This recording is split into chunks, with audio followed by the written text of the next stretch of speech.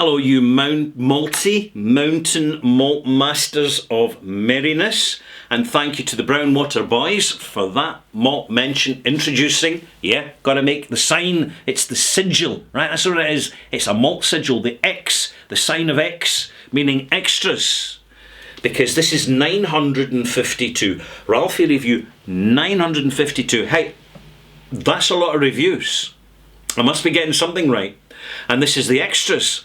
And today I am going to address the biggest question I am asked week after month after year after decade. Right. And the question is, Ralphie, tell me what to buy next. It comes in various permutations, by the way. You've got, Ralphie, tell me what to buy next. Ralphie, what's the best whiskey? Ralphie, what should I buy that's the best? Or alternatively, sometimes I get asked, Ralphie, just tell me what to buy. Right. Each and every one of my reviews, showing a bit of knee there. I'm wearing shorts today because I've been doing a lot of indoor jobs, vacuuming and cleaning and brushing the cats, little varmints. So I find that I'm just more comfortable wearing shorts around the house, but it's so mild at the moment. This is October, the latter end of October, the end of October. 2022, I'm recording this, and it's as mild as a summer day out there. Absolutely. Very, very unseasonably mild. There we go. I'm not complaining, but I should be concerned, I know. But I'm doing my bit not to consume too much and not to be wasteful. And I haven't had any flights, airplane flights, in 4 years. No, it'll be 3 years. In 3 years. So I'm being mindful of social responsibility, as we all have to be. And one of the mindfulnesses that we need to be mindful of is not to waste our time, waste our money, and waste our efforts. We need to be economical. We need to be looking for relative value. And this comes back to this question I'm always asked, Ralphie, what should I buy next, or what's the best whiskey? And the simple answer is, I can't answer that. You've got to find out for yourself. Sure, there's some whiskies that you shouldn't buy because they're really poor quality or they're extremely expensive for what they offer. I mean, a good example of that is Talisker 18, where the price has literally doubled in the UK in the space of a week. And therefore, I will not touch that brand with a barge pole. Really, I won't. What's the point? And the more people who avoid Talisker, the less inclined that the producers, Diageo, will be to raise the prices even further, because it's all about tolerance level. It's all about a balance. It's a seesaw. The quality of the whiskey and the price they're asking, right? And what confuses things is they'll ask a big price for a crap whiskey, or they'll offer you actually a really good quality whiskey at a very reasonable price.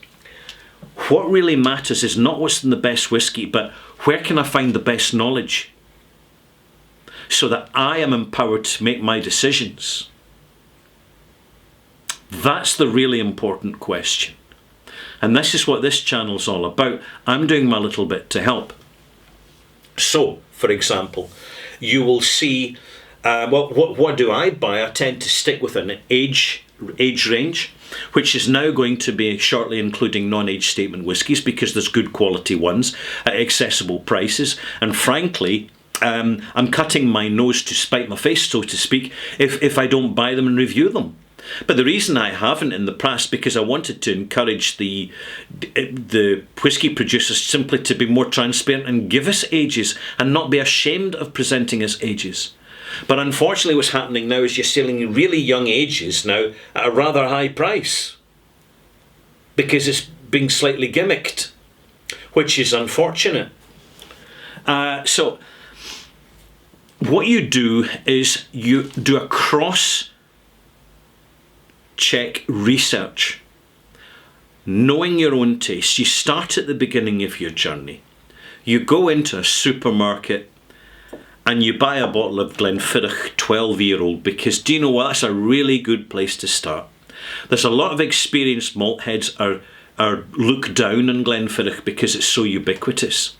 But it's accessible, affordable and widely available, and some of the other age statements, including the 15-year-old Solera, are really decent single malts. And all credit to Glenfiddich, but I can't think of any other brand over the decades which has been so consistent in the quality of what they bottle and how they deliver it to a mass market. Glenfiddich sets the standards, and I respect that brand. I really do. I always have a bottle somewhere in the house because you can use it as a more experienced whiskey drinker, as a whiskey to wet your whistle, to temper your palate, to get your nose going before you start to go into something a lot more complex and a lot more expensive. There's an art to whiskey, to drinking whiskey. If it was just about drinking alcohol, malt mates, we'd stick to what's ever cheapest, which would be vodka, because you can produce a litre of vodka in a factory for £1.50 using any ingredients you damn well want. And people that are looking for the buzz, for the intoxication, for the narcotic effect of alcohol can go for that. And if they want an option, they can go for gin, which is virtually just as cheap to produce. We see whiskey's different. Whiskey needs to be, if whiskey's far more expensive to produce, and there's something, can I share this with you, that really pisses me off? When I have people come on and say, I want something just as cheap can be, but I want a good whiskey. Well, I'm sorry, you're out of luck. You can buy seriously cheap whiskey from Lidl and Aldi and Costco and some of the supermarkets when they deep discount so that the producers don't make any profit at all. And unfortunately, the side effect is, and I've mentioned this, but it's worth mentioning again, is that this forces the distillers, because they're in the race to get the majority of their product out, deep discounting to pacify the passive consumer who doesn't give a damn about the flavour. And yeah, is that a snobby thing to say? Yeah, so sad, too bad, never mind, moving on. Said it. I just said it. The laziness of the passive consumer. They don't give a damn so long as it kind of fulfills their shortbread, tartan-coated notion of what Scotch could be. They're going to pour it out. They're going to flood it with, oh, yuck, oh, yuck. Oh, they don't even bother to stop to taste it properly. They bundle in the ice. They pour in the, we'll make a sour, we'll make a whiskey mac. Where's the ginger beer? Oh, we're out of ginger beer. Right, where's the Coca-Cola? Whiskey and Coca-Cola. Are you winding me up? Are you even being serious? Forget the whiskey. Just use vodka. Don't even disrespect whiskey by flooding it with Coca-Cola. This is what really pisses me off. I can go into a bar now and again, and someone beside me, a Jack Daniels and Coke, right? Jack Daniels and Coke. And the amount that they're paying for it, the amount that they're actually paying, or even worse, they'll go for a Jaeger bomb, right? A Jägermeister and Red Bull. And it comes in a wee disposable plastic, it looks like an egg cup, right? With a moat round it. And I'm not making this up, by the way. I was in a local bar last year. I've got to share this. And I was surrounded by young people who were enjoying themselves, but they were actually smashed out their face. They were totally over the top with their alcohol consumption. They were getting increasingly vocal, saying less meaningful stuff. They weren't interacting. They were basically one another's audience for a drug-fueled hysteria. That's the reality of it. Now, I remember back in the day, I attended a few of those events myself, but not very often because I quickly grew up and moved on. But they're dressed in the finery. You know, really nice clothes, expensive clothes, and they've got the Jaeger bomb. And what you do is you get this plastic thing, this kind of vessel, and you go, ooh, and you swig it, and the Jägermeister spills into the Red Bull, and the kind of mixes even as you're swallowing it. And it's exactly the same with a tequila shot. Why do you think they want you to swallow it with salt round the rim?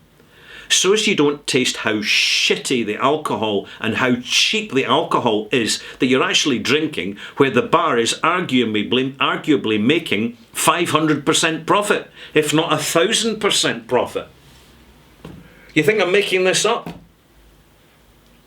I know this has turned into a little bit of a rant, but there's a reason for this, because when I'm asked, you know, what whiskey should I buy next?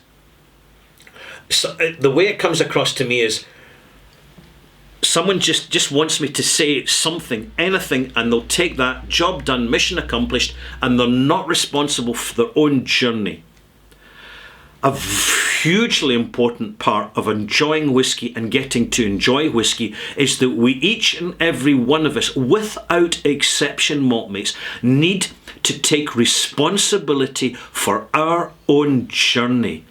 And we make that as individuals on our own terms and on our own conditions with reference to our specific sense of smell and taste.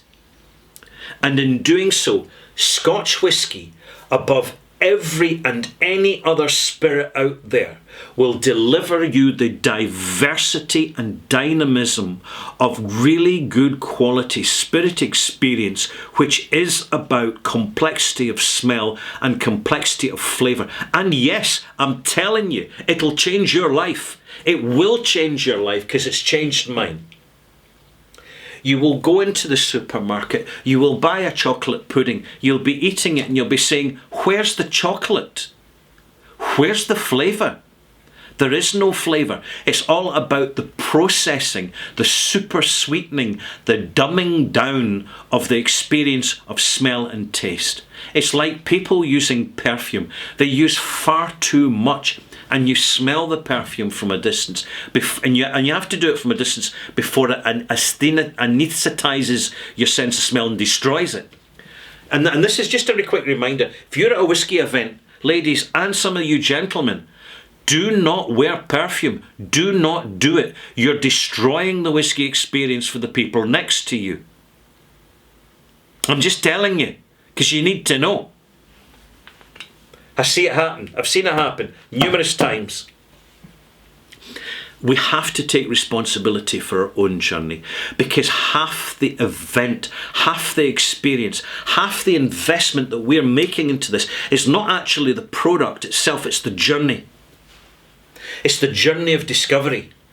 Because what we learn from whiskey we can apply to food, to other beverages, to art, to music, to a walk in the countryside, to standing at the seashore. And when we smell the seaweed, the brine, the sea breeze, the ozone, we smell so much more than the passive consumer who goes through their life existing while we practice living.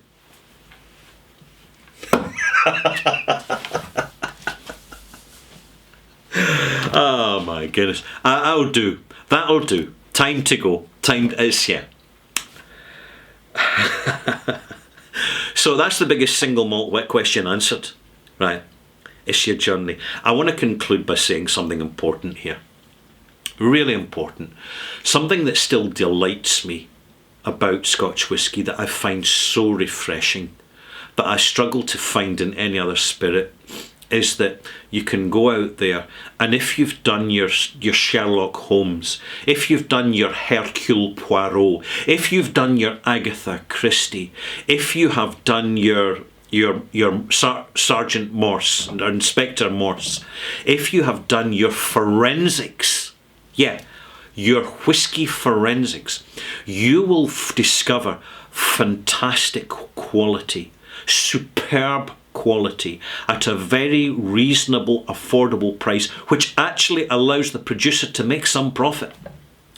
Especially considering the excessive taxation that is imposed on alcoholic beverages and on Scotch whisky in the UK. The outrageous level of taxation, which is part of the culture. That's what it is. You will discover these gems. And there are people around you who are lazy, but they've got lots of money, and they're spending so much more money than you. They're spending £1,000 in bottles of whisky. And they're not getting the smell, they're not getting the taste.